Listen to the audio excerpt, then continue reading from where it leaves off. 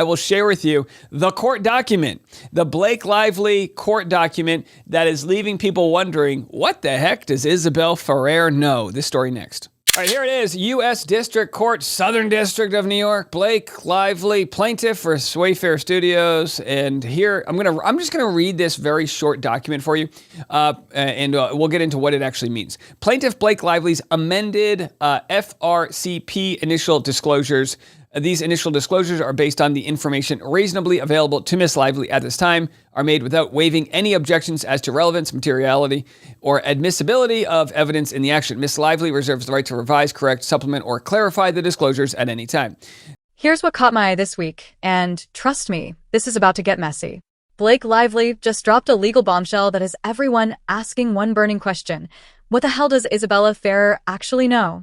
Before we dive into this rabbit hole, make sure you hit that subscribe button and ring the notification bell, because this story is moving fast, and you're going to want to stay ahead of every twist. So here's the deal. I got my hands on Blake Lively's latest court filing, fresh from the U.S. District Court in New York. And when I read through this thing, one name jumped off the page like a neon sign: Isabella Ferrer, the young actress who played the teenage version of Blake's character in It Ends With Us. Now, why is this significant? Because Blake isn't just mentioning Isabella casually. She's officially putting her on the witness list for her lawsuit against Justin Baldoni. We're talking about sexual harassment allegations, inappropriate conduct on set, and what Blake claims was a full-blown retaliation campaign. But here's where it gets interesting and potentially explosive. Let me break down exactly what's happening here, because the legal maneuvering tells a story that goes way deeper than the headlines. This document I'm looking at is called Amended Initial Disclosures. Sounds boring, right? Wrong. This is Blake Lively essentially showing her cards early in the game. In federal court, both sides have to reveal their potential witnesses and evidence up front. No surprises, no gotcha moments. Well, supposed to be anyway. But Blake already filed these disclosures once before. This is the amended version, meaning she's updating her strategy. She's adding Isabella Ferrer to her arsenal, and that should terrify Baldoni's legal team. So these are disclosures. What do they mean? Well, we've got Isabella Ferrer. The hell do you say with that name? Isabella. She's right here, and I'm going to read what is written in the disclosure. The parties' alleged conduct, the sexually discriminating, harassing, and other inappropriate and unwelcome actions, conduct, or comments made during production of the film, complaints or discussions about the work environment or conduct on the set of the film, the production, editing, cut, and creative process associated with the film, efforts taken to market or promote the film, publicity surrounding the film, the retaliation campaign alleged by Miss Lively. So what does this mean? Now, of course, I'm quick to use ChatGPT because it's smarter than I am. So this is a filing by Blake Lively. Initial disclosures are a required step in civil lawsuits under the Federal Rules of Civil Procedure. Each side must share basic information about their case early on, such as possible witnesses, documents, and evidence they may use to support their claim. According to the filing, Isabella has knowledge about sexually discriminating, harassing, and other inappropriate and unwelcome actions during production. But it doesn't stop there. Blake claims Isabella knows about complaints regarding the work environment, the creative process, marketing decisions, and here's the big one, the alleged retaliation campaign against Blake. Now, I've been following this case closely, and when I saw Isabella's name pop up, I immediately thought, this could be the smoking gun Blake needs, or it could completely backfire. Here's why Isabella matters so much. She was there for the intimate scenes. She witnessed the director-actor dynamic. And according to Blake's original complaints, some of the most problematic behavior allegedly happened during those vulnerable moments when they were filming romantic scenes. It helps both sides know what evidence and people might be involved. So this is Blake Lively's side saying, we are going to get Isabella Ferrer involved. This is an amended version, meaning Blake Lively already submitted disclosures earlier, but updated them with new or corrected information. The document stresses that she may update or change the disclosures later. Blake Lively's starter list of evidence and witnesses she might rely on in her lawsuit. Blake has claimed that Baldoni made inappropriate comments during these scenes, calling her hot and getting uncomfortably close. So close that Isabella supposedly had to redo her makeup because Baldoni was talking too near her face, smudging it. But here's where I start raising my eyebrows. Let me paint you a picture of what directing an intimate scene actually looks like. You've got a director trying to coach actors through vulnerable, awkward moments. You're trying to create chemistry, build tension, make it feel authentic. So Why is this important? Well, when we go to the comment section, this is what people are saying. Blake amended disclosure has been unsealed. She claims Isabella has information on sexual harassment and other inappropriate actions on set during production, editing, cut promotion, and retaliation campaign on Blake Lively. But Blake Lively's subpoena to Isabella only asks for information during production of film, while Wayfarer's subpoena wants communication till promotion. If she really is Blake's witness, why won't she want to help her with her case unless she doesn't want to perjure herself? What kind of language would a director naturally use? This looks great. You two have amazing chemistry. That felt really romantic. The passion is coming through perfectly. Could these normal directorial comments be twisted into something sinister?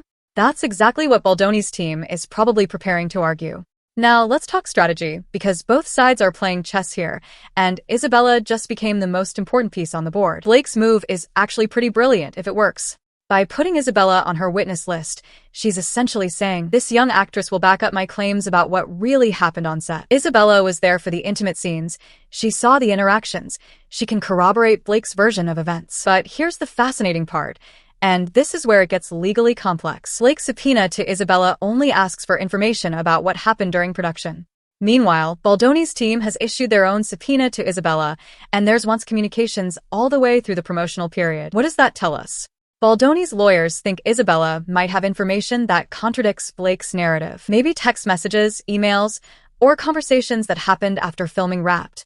Maybe evidence that Blake coached Isabella on what to say or how to interpret events. Think about it from Isabella's perspective for a second. You're a young actress, early in your career, and you just worked with one of the biggest stars in Hollywood. Blake Lively takes you under her wing, becomes your mentor, invites you into her inner circle. When she tells you the director was inappropriate, are you going to question it? Or are you going to trust your powerful new mentor? This is what lawyers call witness contamination, and it could completely destroy Blake's case if proven. But there's another angle here that's even more dangerous for Blake. What if Isabella doesn't want to testify? What if she's trying to stay neutral and avoid getting dragged into this mess? The fact that she needs to be subpoenaed by both sides suggests she's not exactly volunteering information. And here's the nuclear option that keeps Blake's lawyers up at night. What if Isabella testifies, but her testimony actually supports Baldoni's version of events? What if she says the director was professional, that any comments were normal directorial guidance, and that Blake seemed fine with everything at the time? The ripple effects of this legal battle are already spreading way beyond the courthouse, and Isabella's involvement just cranked up the pressure for everyone involved. Let's start with the obvious. Isabella's career is now on the line. This young actress, who should be riding high after her breakout role, is instead caught between two powerful Hollywood figures in a nasty legal battle. Whatever she says under oath will be scrutinized, analyzed, and potentially used to destroy someone's reputation. If she supports Blake, she's taking sides against a director who gave her a significant role. If she supports Baldoni, she's going against her mentor and one of the most influential women in Hollywood. Talk about being stuck between a rock and a hard place. But the stakes are even higher than Isabella's career. This case is becoming a referendum on power dynamics in Hollywood, on how intimate scenes should be directed, on what constitutes harassment versus normal professional interaction. Blake's reputation as America's sweetheart is already taking hits. The public narrative has been shifting, with more people questioning her version of events. Social media is brutal. Comments range from support to outright skepticism about her motives. Meanwhile, Baldoni's directing career hangs in the balance. Even if he wins this case, the allegations alone could make him untouchable for future projects. Hollywood has a long memory when it comes to scandal, even when the scandal turns out to be unfounded. And let's not forget about Ryan Reynolds, Blake's husband, who's been surprisingly quiet throughout this whole ordeal. His silence is deafening, especially considering how vocal he usually is about supporting his wife. Is he staying out of it on legal advice, or is there more to the story? The financial implications are staggering too. It Ends With Us was a massive success, but now that success is overshadowed by this legal drama. Future projects involving any of these people become complicated, and insurance companies get nervous about covering films with controversial figures.